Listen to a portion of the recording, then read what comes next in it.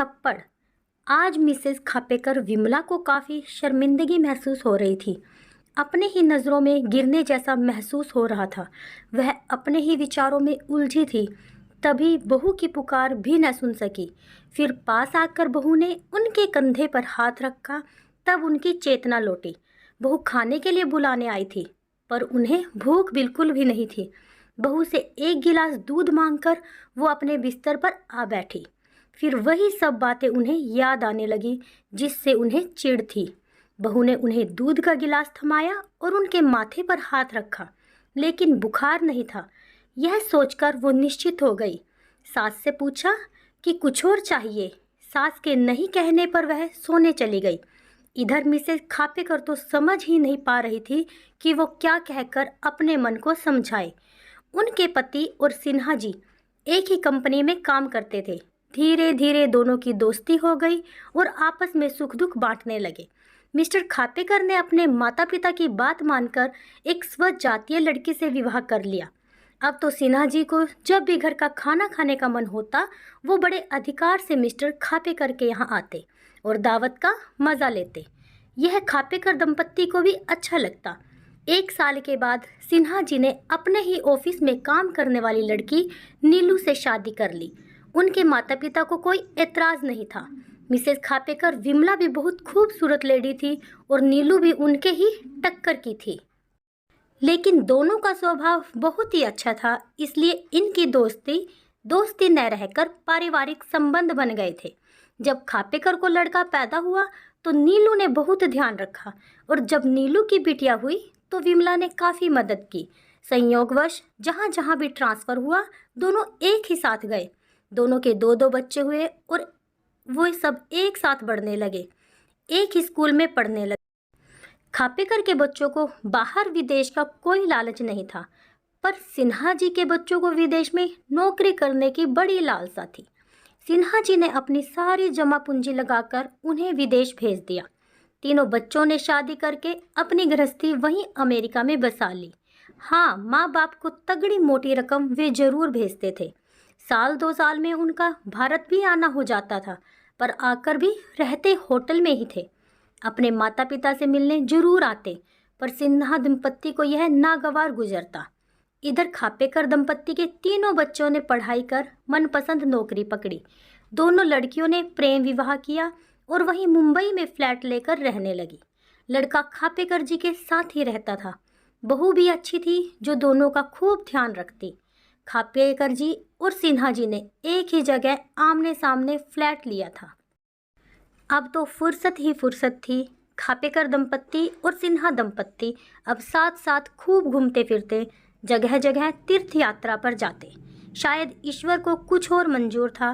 सिन्हा जी की पत्नी को अचानक पेट में दर्द उठा और अस्पताल ले जाते जाते उनकी मृत्यु हो गई।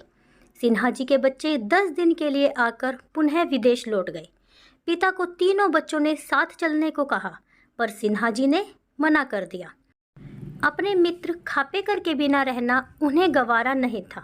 इधर खापेकर जी की भी तबीयत खराब रहने लगी थी। डॉक्टर को दिखाया गया और कुछ टेस्ट कराए गए। डॉक्टर ने कैंसर का शक बताया। इलाज शुरू हुआ, कीमोथेरेपी हुई, पर कोई फ़ायदा दिख नहीं रहा था।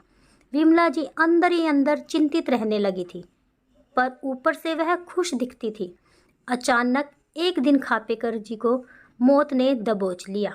60 साल की उम्र में अपना साथी खोना विमला जी सहन नहीं कर पा रही थी, पर धीरे धीरे समय से उनका दुख दूर होने लगा। अब खाली समय में वो सिन्हा जी के पास जा बैठती और दोनों पुराने समय को याद करते। एक दिन बातों बातों में सिन्हा जी ने कहा, भाभी, आप तो शादी के समय पटाखा थी। मेरा तो दिल ही आ गया था आप पर।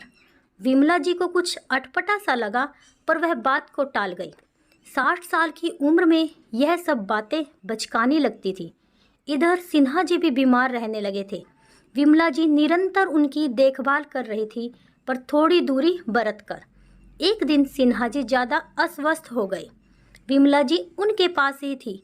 तभी सिन्हा जी उठकर वॉशरूम जाने लगे और लड़खड़ाकर गिरने जैसे हो गए। तभी विमला जी ने जल्दी से उन्हें पकड़ लिया और उन्हें बिस्तर तक ले जाने लगी। विमला जी को महसूस हुआ कि सिन्हा जी के हाथ उनके कंधों से नीचे जा रहे हैं। वो चौंक गई और जल्दी से उन्हें बिस्तर पर बिठा दिया।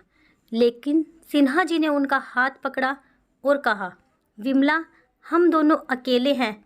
मैं तो शुरू से ही तुम्हारे करीब आना चाह रहा था, पर तुम्हारी तरफ से कोई हलचल नहीं थी।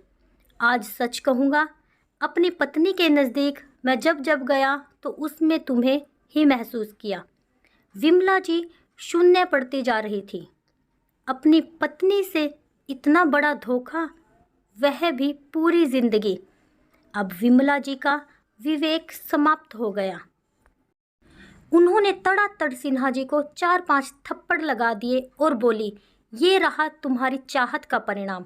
और तुम सारे मर्द एक ही होते हो क्या? शायद मेरा पति भी मेरे शरीर में तुम्हारी पत्नी को भोगता होगा। थू है तुम जैसे लोगों पर जो इतनी गंदी सोच रखते हैं। कहकर विमला जी अपने घर चली आई। उनकी बहू को न जाने कैसे पता लग गया। अब उसे विमला जी के चिंतित रहने का रहस्य पता चल गया। वह विमला जी के कमरे में आकर सास से लिपट गई और कहा, माँ, आपने बहुत बहादुरी का काम किया है। मुझे आप पर गर्व है।